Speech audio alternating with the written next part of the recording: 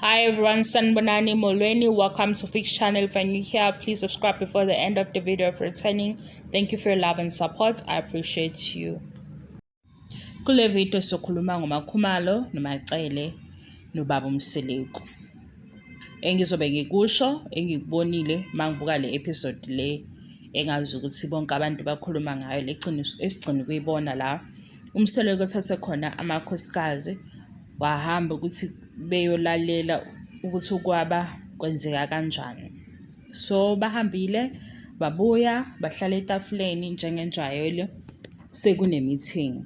So makuba ne-meeting bonke bakhona etafuleni, uMaCele, uMakhumalo, uMayeni, uMangwabe, ubaba uMseleku. Uyachaza kuMaCele ukuthi ubone ukuthi ukuhamba bonke beyolalela kakhulukazi indaba beyingayi. Okay, ngithi-ke mina le ndaba kakhulukazi ingoMakhumalo ngoba ingane le ukhulunywa ngayo kufanele ukuthi ihlale noMakhumalo. So uyayikhuluma-ke uMaCele le engaphakathi kuyena namanye amakhosikazi akhona nobaba uMseleku khona. Mase kuba khona isikhathi la uMakhumalo naye ekhuluma le engaphakathi kuyena. Kodwa-ke engikunakile ngombuzo kaMakhumalo akabuzeli ingane, uzibuzela yena ukuthi yena mabecabanga uphatheka kanjani ukuthi le ndaba le yenza uMaCele ukuthi akhale. Ziningi-ke izinto omunye umuntu engayicabanga. Ngeke ngasho ekuqaleni ngathi isho le ayisikhombisi konke ukuthi baphila kanjani. Sibona lokhu abakhethile ukuthi bazokuveza kwi-show. Kodwa-ke manje into engiyikhulumayo i-based kulokho okusanda kwenzeka. So uMakhumalo mayebuza uMaCele angathandi amthulise, indlela amthulise ngayo ngiyayibala, nokukhala kwakhe ngiyakubala, nendlela uMseleku aphendule ngayo kumbuzo kaMakhumalo. Ubaba uMseleku angithi yena uyinhloko yala ekhaya, ngisho ukuthi omama ubazi kangcono kunabo. Umbuzo kaMakhumalo uqondile, kodwa futhi awuqondile ngoba ukhuluma lento naye emphethe kabuhlungu ukuthi hayibo. Wase wakhala-ke manje usisi wakhala, ukhala akusiyinto evele yenzeke. Ukhala ngoba uthukuthele, kukhona into enkulu engaphakathi kuwena nento ongayithandi. Ngingazi-ke noma-ke bakhona-ke abantu abasheshe bakhala, kodwa nje ukufikelwa yinyembezi kwenziwa ilokho uma kuyinto engakuphathi kahle mase kuba yizinyembezi zenjabulo. Lezi akuzona ezenjabulo ngoba uyasho ukuthi akayithandi lento. But kunoMakhumalo la umnikazi wale ndaba phakathi kwabo, naye ulalele lokhu akubuzayo futhi kufanele ukuthi akubuze ngoba uyinkosikazi. They are all grown up and they decided to marry one man. Kodwa manje if there is a meeting or a conversation that is involving everyone, hhayi uMaCele noMseleku, kumele ukuthi bekhulume. And enye into angizukusho ukuthi uMakhumalo ukhulume kabi because senginake kaningi mabekhuluma uMaCele, uMayeni bayikhulumela noma yini nje abafuna ukuyikhuluma as long beyishilo leyo nto. Lona ubuza umbuzo ofaka izinto eziningi but usebenzise igama lomntwana. Naye futhi kulo mbuzo awubuzayo usesayidini lakhe uMaCele. NoMseleku futhi mawuphuma lo mbuzo bekufanele ukuthi naye awuzwisise ukuthi hayibo phela uMakhumalo ukhona la phakathi kwethu. Futhi mawukuthi uyabona ukuthi le ndaba iyamhlukumeza uMaCele, uhlulwa yini ukubona ukuthi noMakhumalo iyamhlukumeza yena kakhulu-ke. Okwesibili into le abaka-finalize ukuthi ingane izogcina ihambile noma ayihambanga, basakhuluma. Futhi uMaCele kuyazazi-ke ngaphandle nje kokuthi-ke abantu bayamgxeka, uyazi ukuthi laphaya usebenza izwi lakhe. uMaCele mayethi nje mina anginandaba naleyo nto, anginandaba naleyo nto. Mayeyifuna leyo nto uyayifuna, mayengayifuni akayifuni. Wazi kahle futhi noMseleku ukuthi ekugcineni uMaCele uzosho ukuthi akathandi mayengathandi. Why behlukumeza uMakhumalo, ba-attack uMakhumalo ngale ndlela bam-attack ngayo, azathi thula like ushenganeni.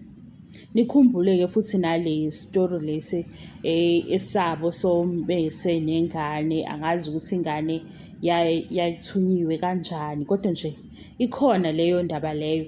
Abamnikezanga uMakhumalo ithuba lokuthi akhulume. Sekubona ngathi lento le eshow abantu engihlale ngafuni ukuthi mina ngiyifake ngoba ngifuna ukuhlukumeza omunye umuntu onaleyo nkinga, ukuthi laba bayamhlasela uMakhumalo and ikhona lento yokuthi mhlampe bazibona ukuthi bona bawu-number 1 no-number 2 yena u-number 3, noma babona isimo sakhe.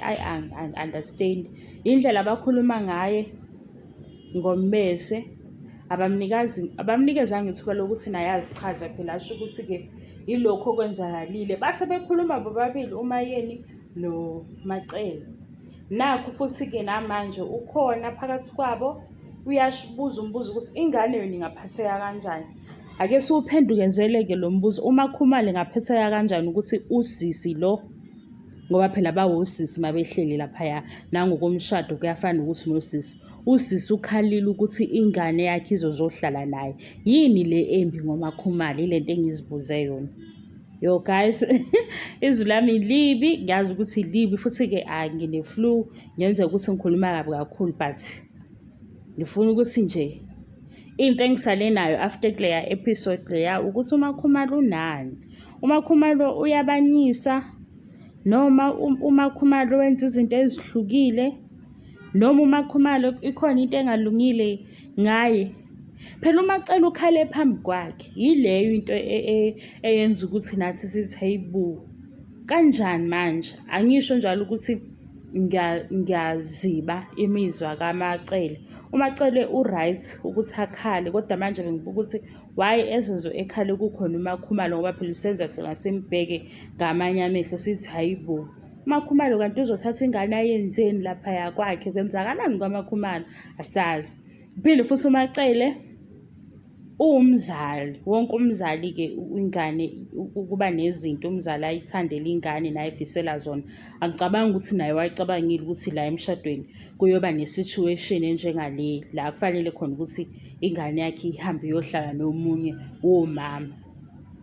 Kodwa futhi-ke ukukhala kwakhe kuyakhombisa ukuthi hhayi, le unity shame, hhayi i-unity nje yokuthi bayakhuluma. Angeke uze ukhale kanje ekhaya la enikhululeke khona nonke ngoba uyazi phela ukuthi uma ehamba umntana uzobe ehleli kaMakhumalo futhi ubaba wakhe okuwumsele kuzokwazi ukumbona. Iy'moto zikhona, engakwazi ukuthi efike noma yinini kuma wakho oMaCele. Kodwa manje le inosizi, imfakela usizi, ibuhlungu futhi ngiyayi-understand njengomzali. Into engayi-understand nje ukuthi-ke yini le embi ngoMakhumalo? Yini le eyenza ukuthi engasakwazi ngisho ukufihla ekhona, avele akhale, afikelwe yinyembezi? Nakulo mbuzo ambuza wona avele awuthatha awubhekise eceleni. NoMaCele futhi naye angazi ukuthi uMaCele-ke yena-ke hhayi, ungidida kakhulu. Uma kukhuluma laba abanye ufike elisho ngale ukuthi hhayi cha, into ekhulunywa yilo nje i-nonsense, angifuni umuntu ekhulume into engekho. Mase kukhuluma uMaCele uyizwa yonke into ekhulunywa uMaCele noma ingekho, ngoba phela le ayenze kuMakhumalo, mina angisho wena, mina nje angiyiboni lento eyenziwa uMaCele. Kodwa futhi-ke ngiyazi ukuthi akayithandi indaba yengane, unazo-ke izathu. Kodwa nje ngisho komakhelwane, uma ungathi umakhelwane uthi uzoshiya ingane kabani, mhlawumbe ngesimo esiphuthumayo, sengenza isibonelo, ngesimo esiphuthumayo, mase uzothi umakhelwane ethi nje mina angeke ngiyishiye ingane yami kabani. Hey, into enkulu kabi leyo. Futhi-ke kulolu hlobo lomshado, ngoba lo mshado lo sihlele sizizwa izinto ukuthi hhayi bo, ababhekani, kwasho kwacima kanjani. Mase-ke thina sithi hhayi iyaphusheka le nqola, bayazwana, phihla inyembezi kuMaCele ngoba ingane kufanele iyohlala ngale, futhi ayakahambi, basakhuluma. Iy'nyembezi lezo sey'thela uMakhumalo. Umenzeni uMakhumalo? Wenzeni ngoba ubuzile? Liphi-ke futhi iphutha lokubuza? Kakhulukazi-ke yena-ke akakwazi ukukhuluma. Uma ekhuluma uyayihlaphazela. Sengasho nje ukuthi hayibo, uMakhumalo bengafanele abuze noma ubuze kabi, ayikho leyo nto. Engayisho hlampe kuMangwabe. UMangwabe nginako ukuthi ukukhuluma kwakhe uma esekhuluma eseceleni uzothile, akafani noMayeni noMaCele. Laba bayi-two hhayi mhlambe babanga leyo kuba unumber 1 unumber 2, angazi kanjani. Kodwa nje bavele beyikhulumele nje into ebathanda ukuyikhulumela yona. Makuthi abathethe futhi bayathetha. Akujwayelekile ukuthi ubone uMangwabe noMakhumalo bephakamisa imimoya etafuleni noma bephakamisa imimoya kwi-meeting. Akakaze kwenzeke. Angazi noma phela babona ukuthi bona bangasekugcineni, kodwa nje akaze kwenzeke. Into engiyibonayo, inkinga ila ekuqaleni ku-1 no-2. U-3 no-4 angazi ukuthi ngathini ngabo, kodwa u-1 no-2 hhayi unenkinga. Ngibona indlela abathethe ngayo, bethethisa uMakhumalo, kwaphinde futhi kwaba yindlela uMakhumalo uma sebuza umbuzo amthatha ngayo uMaCele ukuthi hawu, phela umakoti naye lo ungaba ukuthi-ke wena umamkhulu kodwa naye ukhulile mdala. Nangendlela futhi ozokhuluma ngayo phambi komyeni, lo myeni akasakhuzi, yena usebheka ukuthi kuyonakala ekhaya elikhulu, kuyonakala kwindlovukazi. Lona yomunye imizwa yakhe ishonaphi? Iyazibeka nje yakhe imizwa. I hope ngikhulume kahle njalo. Abantu bezongihlasela. Bengisho leyo nto leyo ngoba indlela ongaze uyithathe ngayo ubuka le episode le ngishoyo, ungaba nokuthi hayi shuthi uMakhumalo unezinto ezithile azenzayo. Lo usephatheka kabi ukuthi uyazi ukuthi ingane yakhe izoba umgijimi.